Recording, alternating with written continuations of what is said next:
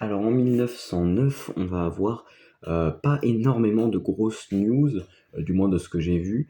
On va avoir déjà, un truc intéressant qui va être le premier congrès, des, éditeurs, de films. J'ai plus le nom exact, c'est con. Je l'ai relu il y a 10 secondes et je l'ai déjà oublié.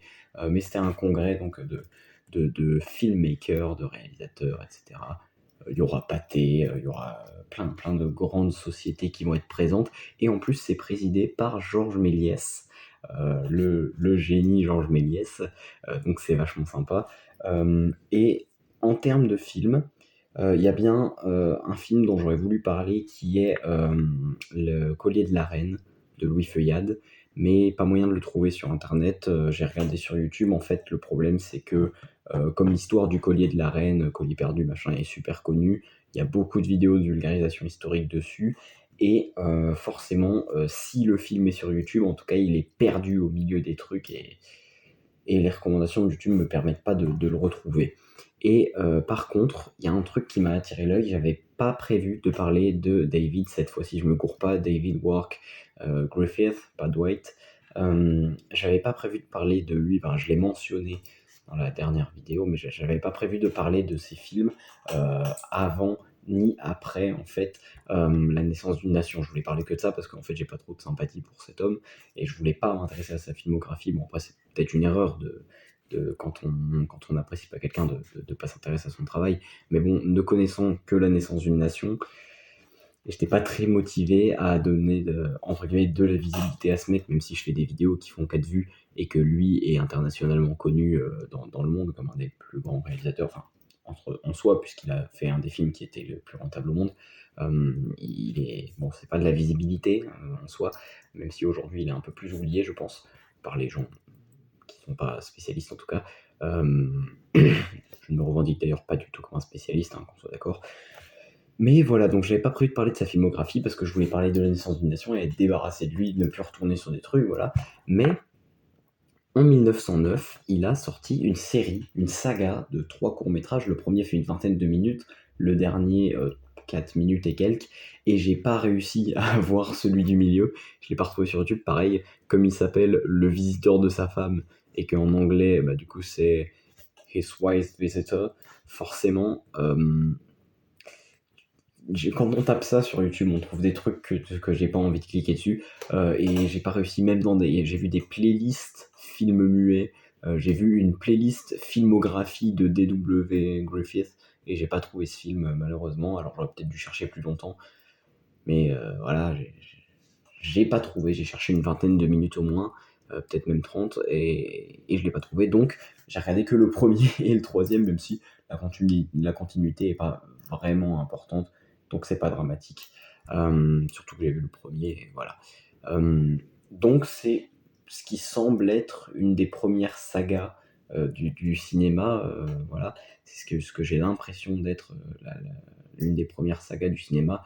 Alors c'est extrêmement simple, c'est la série Harry et Bessie, et j'ai pas compris pourquoi elle s'appelle comme ça, parce qu'il semblerait que les personnages principaux s'appellent Harry et Bessie, mais dans le premier, la femme laisse un message qu'elle signe du nom de Marie, et dans lequel elle mentionne Jim, qui est évidemment l'autre mec vu la situation.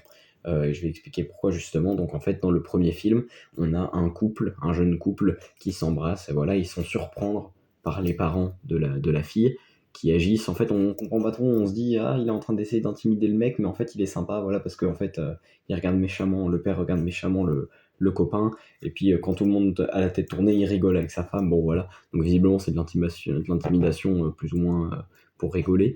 Et ensuite, quand ils partent, le couple, donc Harry et Bessie, semble-t-il, ou Marie et Jim, je sais pas, je sais toujours pas, a une espèce de courte dispute. Faut rappeler que c'est un film muet, hein, donc j'analyse comme je peux les dialogues.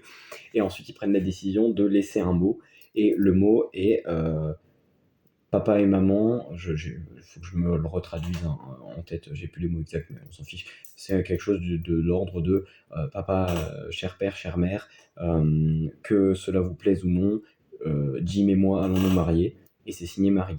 Et c'est pour ça que je trouve ça bizarre qu'il s'appelle Harry et Bessie, mais c'est peut-être que les noms ont été choisis après, ils y ont réfléchi plus tard, je sais pas, sachant que en plus l'actrice s'appelle Marie, Donc peut-être, je ne sais pas exactement ce qui s'est passé dans la réalisation, mais apparemment les personnages s'appelleraient plutôt Bessie et Harry. Mais voilà, donc toujours est-il qu'ils Marie ou Bessie ou je ne sais quoi signent le mot, le laissent et les deux s'en vont. Et ils vont essayer de fuir, ils vont prendre une espèce de calèche. Oui, je crois que ça porte le nom de calèche, je sais pas trop la dénomination, mais oui, une calèche, disons, ils vont perdre une roue, ils vont courir pour attraper une voiture, dire monsieur, emmenez-nous, notre calèche est cassée, on doit s'enfuir, machin.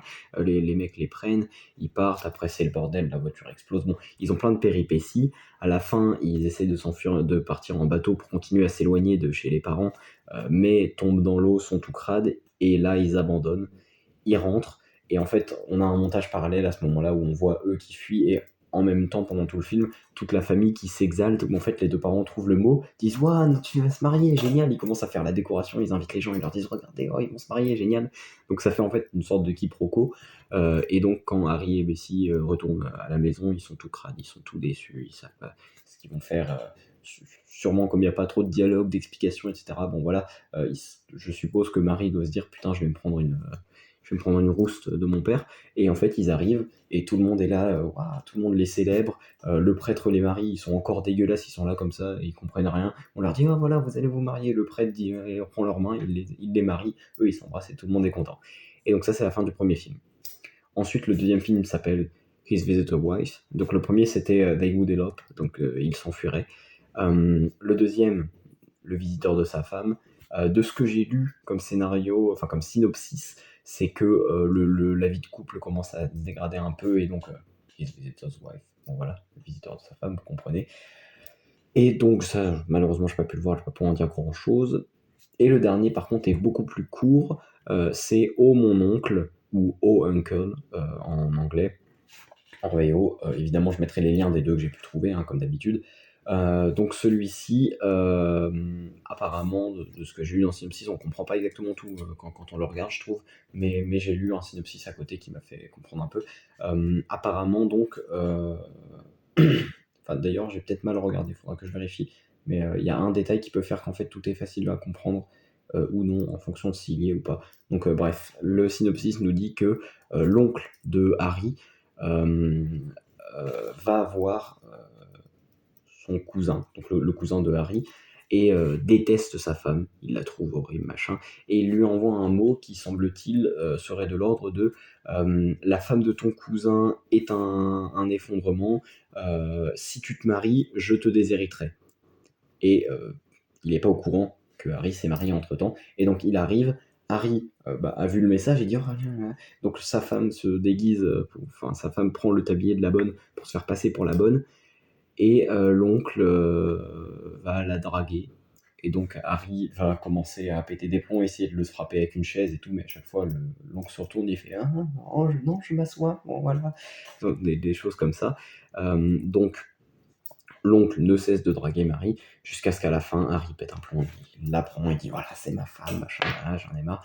Et là l'oncle est choc-barre et donc le film est bien, voilà, bon, le film est beaucoup plus court, celui-ci, hein, il fait que 5 minutes environ, enfin 4 minutes plutôt.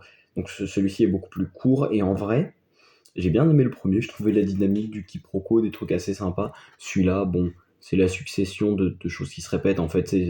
L'oncle va dans la cuisine pour draguer Marie, Harry le suit, il voit qu'il est en train de la draguer, il veut le frapper avec un truc, l'oncle surtout il fait oh non je fais rien, l'oncle le prend, il lui dit non, retourne dans le salon, il continue à draguer Marie, Harry revient, il prend une chaise, il veut le taper, il dit oh non je m'assois, il le dégage, il revient, il prend une poêle pour le frapper, il dit ah mais non je la donne à la bonne. Voilà, c'est de la répétition, bon, voilà, je trouve pas ça très intéressant, mais le premier, lui, était pas trop mal, je trouve. Je trouvais un peu intéressant. Il y avait ce truc de la fuite, du running gag, de tout, enfin, tout foire, rien ne leur réussit. La calèche perd une roue, la bagnole explose. C'est un peu n'importe quoi. Après, Marie n'arrive plus à courir, elle est trop fatiguée. Du coup, il paye un mec pour lui donner sa brouette pour mettre Marie dedans. Ensuite, il la descend de la boîte pour la mettre dans le bateau se retourne. C'est la péripétie avec en plus le quiproquo donc en fond sur la famille qui prépare le mariage alors que eux pensent qu'il y a un conflit. Je le trouvais pas trop mal. Le premier était pas trop mal et donc j'ai surtout choisi à la base de parler de cette saga en pensant que j'allais voir les 3. Pour le truc 2, c'est une saga, maintenant. Hem, c'est on a des films qui suivent, voilà. Bon, je dis pas que ça se faisait pas avant, mais c'est une des premières vraies sagas, enfin, est-ce qu'on peut appeler ça une vraie saga? Moi, je trouve que ça se rapporte à une vraie saga, ce qu'on voit dans ces 3 courts métrages, 2 pour moi, du coup. Et, donc c'est une des premiers trucs où on a vraiment ça se suit, on a les trucs qui vont ensemble, les wagons se raccrochent. Dans le 2, leur couple va plus bien alors que dans le 1 ils se sont mariés. Dans le 3 il y a l'héritage, les machins, les trucs qui se recoupent. Je trouve ça plus intéressant, hem, que des films qui se suivraient pas. Enfin, ce que je veux dire, c'est juste que je me répète pour la 20e fois, mais faudra vraiment que j'écrive des trucs avant mes vidéos pour pas improviser n'importe comment. Hem, on a donc des sagas, heu, une saga qui voit le jour et donc on est en 1909, tiens, voilà. Bon, on est en 1909, le cinéma, comme j'ai déjà dit 20 fois, bah, ça a accéléré de plus en plus là. On a même eu un congrès, il y a des nouvelles sociétés qui se créent, hein. Il me semble que c'est l'année de la fondation de la société Bison, qui faisait des westerns, qui faisait ou fait d'ailleurs. Je suis pas sûr qu'il soit arrêté, enfin peut-être bien, mais pas sûr.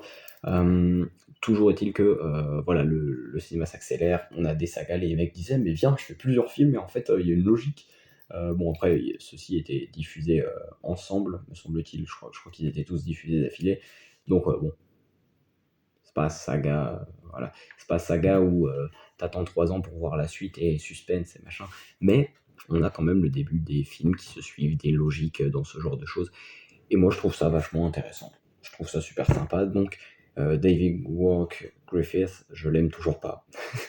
Parce que bon, pour la naissance d'une nation, voilà, je ne peux pas apprécier cet homme. Mais il a fait pas que des mauvais films. Voilà. Il a, il a été mauvais. Enfin, mauvais. C'est pas parce que le film est nul que. Enfin, c'est pas un jugement de qualité sur la naissance d'une nation, mais ce que je veux dire, c'est. Ceux qui connaissent le film savent. Euh, Voilà, je peux pas apprécier cette personne connaissant le fait qu'il a réalisé ce film, mais bon, il a quand même fait, avant ou après, des films qui étaient pas mal.